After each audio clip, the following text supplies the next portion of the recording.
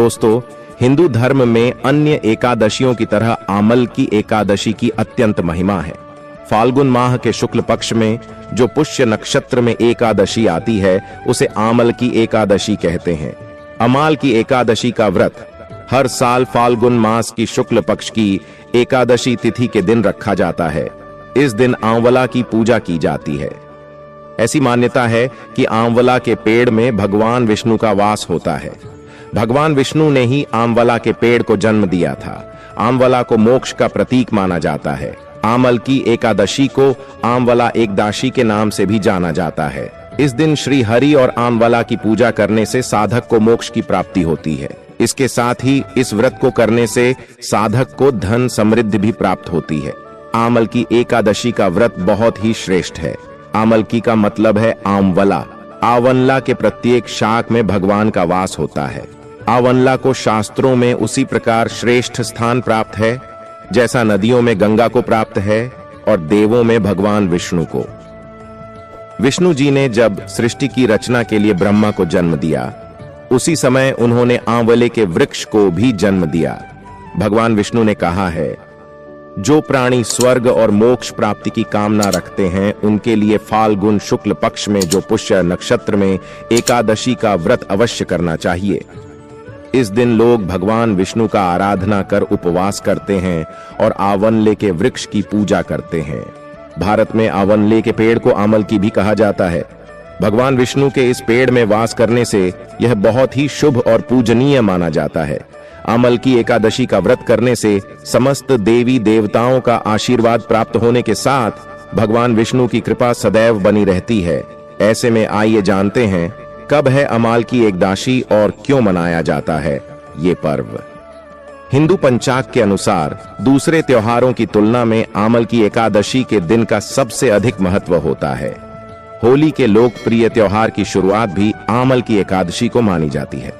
भगवान को संदर्भित करते हुए इस पेड़ की पूजा करना व्यापक परिप्रेक्ष्य से हिंदू धर्म के प्रतीकात्मक प्रतिनिधित्वों में से एक माना जाता है। उनके सभी पापों का नाश हो जाता है और उनका व्रत भी भगवान विष्णु स्वीकार करते हैं। हिंदू धर्म में सभी एकादशी तिथि का विशेष महत्व है। इसी दिन रंग भरी एकादशी मनाई जाती है।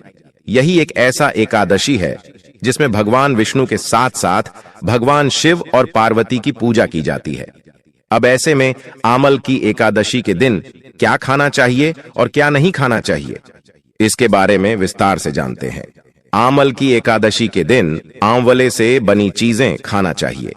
इस दिन आंवले का सेवन करने से व्यक्ति को अक्षय फल की प्राप्ति हो सकती है और स्वास्थ्य संबंधित परेशानियां भी दूर हो सकती हैं। आमल की एकादशी के दिन कद्दू का सेवन करना चाहिए। इससे सौभाग्य में वृद्धि हो सकती है। आमल की एकादशी के दिन शकरकंद का सेवन किया जा सकता है। आमल की एकादशी के दिन नारियल का सेवन जरूर करना चाहिए। इससे माता लक्ष्मी की कृपा बनी रहती है। आमल की एकादशी के दिन साबूदाना खा सकते हैं। इससे लाभ हो सकता है। आमल की एकादशी के दिन अगर आप खाना बना रहे हैं तो आंवले के पेड़ के नीचे बनाकर खाना चाहिए। इससे 2 गुने फल की प्राप्ति हो। आइए अब जानते हैं आमल की एकादशी के दिन क्या नहीं खाना चाहिए। आमल की एकादशी के दिन मांस, मदिरा का सेवन नहीं करना चाहिए। इससे अशुभ परिणाम मिलता है। आमल की एकादशी के दिन लहसुन, प्याज और मसूर दाल का सेवन नहीं करना चाहिए। आमल की एकादशी के दिन शलजम, गोभी और पालक नहीं खाना चाहिए। इससे नुकसान हो सकता है। आमल की एकादशी के दिन मीठे पान का सेवन करने से बचना चाहिए। इससे व्यक्ति को कभी शुभ परिणाम नहीं मिलते हैं। आमल की एकादशी के दिन आंवले के पेड़ की पूजा करने के दौरान कुछ ऐसे मंत्र हैं जिनका जाप करना बेहद जरूरी माना जाता है। ओम नारायणाय विद्महे वासुदेवाय धीमहि तन्नो विष्णु प्रचोदयात्। ओम ह्रीं कार्तवीर्यार्जुनो नाम राजा बाहु सहस्त्रवाण यस्य स्मरेण मात्रेण ह्रतम नष्टम च लभ्यते। इस दिन भगवान विष्णु की पूजा के साथ साथ आंवले के पेड़ की पूजा का भी विधान है। इसके अलावा इस दिन कुछ उपाय करने से भगवान विष्णु को शीघ्र प्रसन्न कर उनकी कृपा पाई जा सकती है। ऐसे में आइए जानते हैं आमल की एकादशी से जुड़े कुछ उपाय। आमल की एकादशी के दिन भगवान विष्णु को 11 पीले फूल अर्पित करें। इसके साथ ही विष्णु सहस्त्र नाम का पाठ करें। फिर उन पीले फूलों को अगले दिन अपने घर की अलमारी में रख दें। इस उपाय के प्रभाव से आपके घर में मौजूद नकारात्मक ऊर्जा खत्म होगी और गृह शांति स्थापित होगी। आमल की एकादशी के दिन आंवले के पेड़ की पूजा करें और 5 आंवले तोड़ कर घर ले आएं। फिर उन आंवलों को लाल कपड़े में लपेटकर घर की तिजोरी में रखें। आमल की एकादशी के बाद आने वाले पहले शुक्रवार को उन आंवलों को पवित्र जल में बहा दें। इससे आर्थिक स्थिति मजबूत होगी। आमल की एकादशी के दिन तांबे के लोटे में जल भरकर वह जल आंवले के पेड़ को चढ़ाएं। आंवले के पेड़ की 21 परिक्रमा करें और फिर कुमकुम हल्दी का तिलक आंवले के पेड़ को लगाते हुए अपनी मनोकामना मांगे। इस उपाय को करने से आपकी सभी इच्छाएं और अपूर्ण काम पूरा होगा। आमल की एकादशी के दिन भगवान विष्णु और मां लक्ष्मी का स्मरण करते हुए आंवले के पेड़ को अपने प्रेमी या जीवन साथी के साथ कलावा बांधें। कलावे को 3 बार ही लपेटें। ऐसा करने से मनवांछित साथी के साथ विवाह के योग बनने लगेंगे और वैवाहिक जीवन का क्लेश भी दूर हो जाएगा। आप भगवान विष्णु को बेर आंवले भी अर्पित कर सकते हैं। एकादशी और द्वादशी तिथि के दिन घर में शुद्ध सात्विक भोजन बने। एकादशी के दिन चावल का प्रयोग नहीं किया जाता है। महिलाओं को इस दिन सर से स्नान नहीं करना चाहिए। एकादशी के दिन तुलसी जी में जल अर्पित नहीं किया जाता है। एकादशी व्रत करने का जो फल होता है वह बहुत ज्यादा होता है। ऐसा व्रत करने से महापुण्यदायी फल प्राप्त होता है। एकादशी व्रत करने से श्री हरि विष्णु की प्राप्ति होती है। आपके पूर्व जन्म के जो भी पाप कर्म है सभी नष्ट हो जाते हैं। साथ ही साथ आप जन्म मरण के बंधन से भी मुक्ति पा जाते हैं। आइए अब जान लेते हैं एकादशी व्रत के नियमों के बारे में। दोस्तों, ऐसा कहा गया है कि इस व्रत को करने के लिए व्रत की शुरुआत दशमी तिथि के दिन से होती है। दशमी, एकादशी और द्वादशी 3 दिन का यह व्रत है। तो दोस्तों, दशमी तिथि का जो दिन का आखिरी समय होता है जबकि सूर्य अस्त होने वाला होता है, तभी से ये व्रत शुरू हो जाता है। इसके बाद दोस्तों, जैसे आप जो भी भोजन करेंगे, दशमी तिथि के शाम के भोजन के बारे में बता रहा हूं दोस्तों, जिसमें कि आपको दोस्तों चावल बिल्कुल नहीं लेना है। और दशमी तिथि के दिन अगर आप गृहस्थ हैं तो जब आप आसमान में जैसे तारे उदय हो जाए उस समय पर आप अपना भोजन ग्रहण कर लीजिए। अगर आप सन्यासी हैं या विधवा है तो आप और जल्दी इस भोजन को ग्रहण करें, करीब 5 बजे के आसपास। इसके बाद दोस्तों, रात में आपको बिल्कुल भी भोजन ग्रहण नहीं करना है। आपको दशमी तिथि के दिन अपने व्रत की शुरुआत करनी है। और दोस्तों, इस दिन पर जौ, गेहूं, मूंग और शक्कर, सेंधा, नमक, काली मिर्च और घी से बना हुआ भोजन आपको ग्रहण करना है। इस भोजन को ग्रहण करने के बाद रात भर आपको उपवास रखना है, जिससे कि जब आपका एकादशी का व्रत अगले दिन शुरू हो उस समय पर आपके पेट में अनाज का बिल्कुल भी दाना नहीं होना चाहिए। इस व्रत को महापुण्य फलदायी बताया गया है।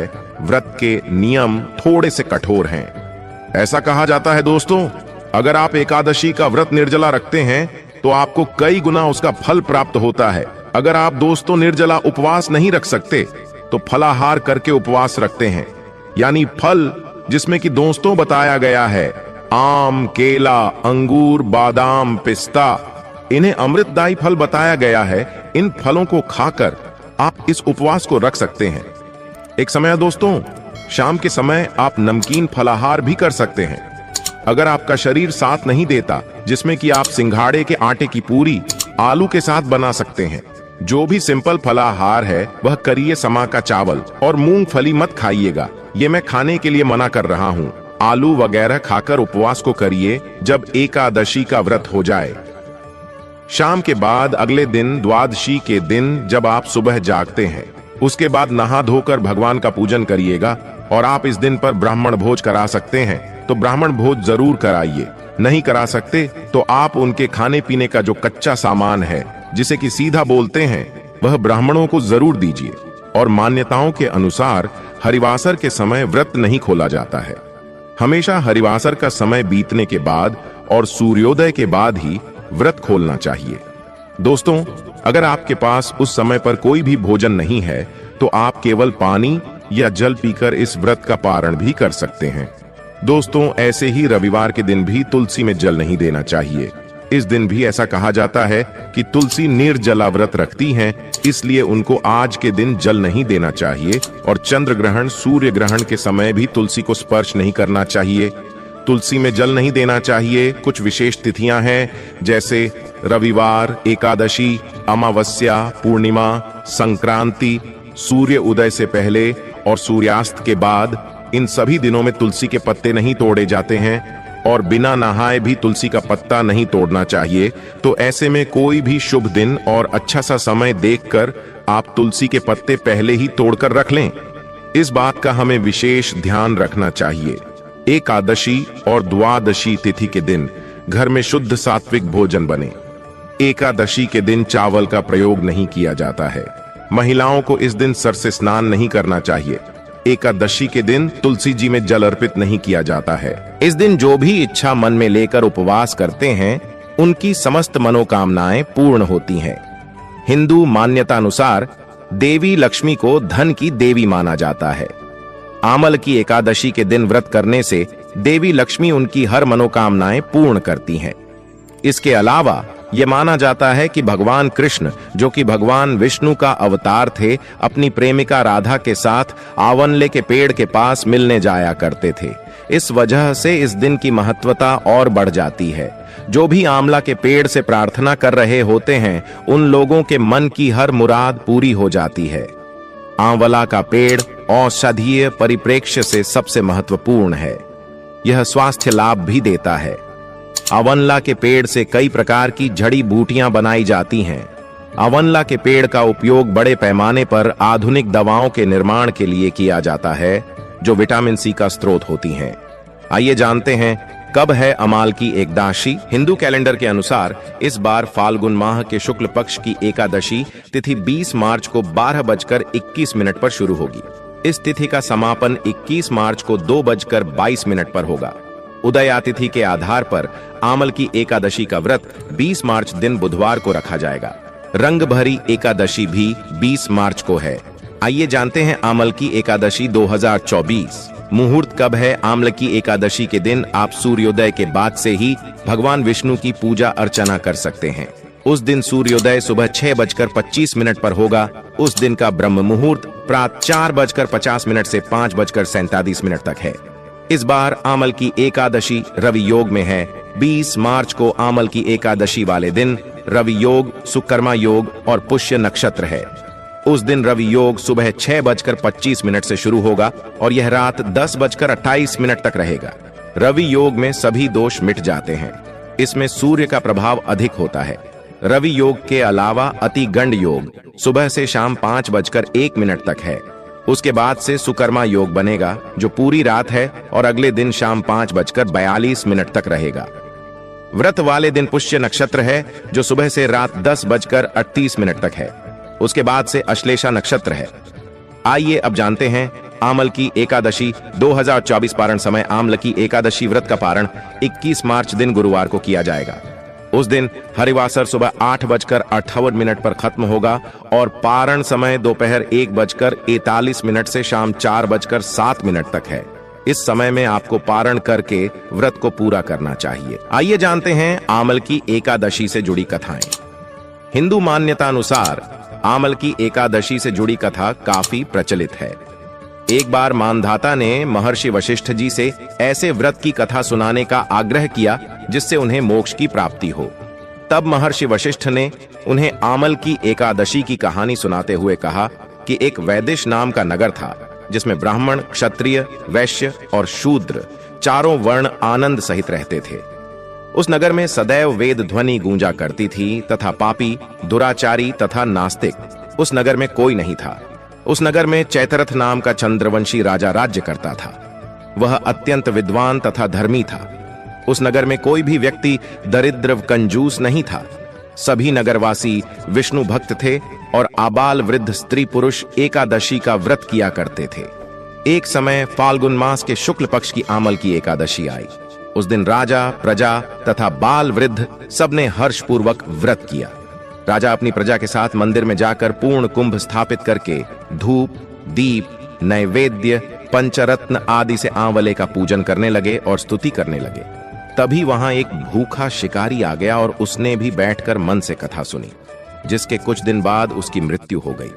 मृत्यु के बाद उसने एक राजा के यहां जन्म लिया और अन्न, धन, बल, साहस से परिपूर्ण रहा।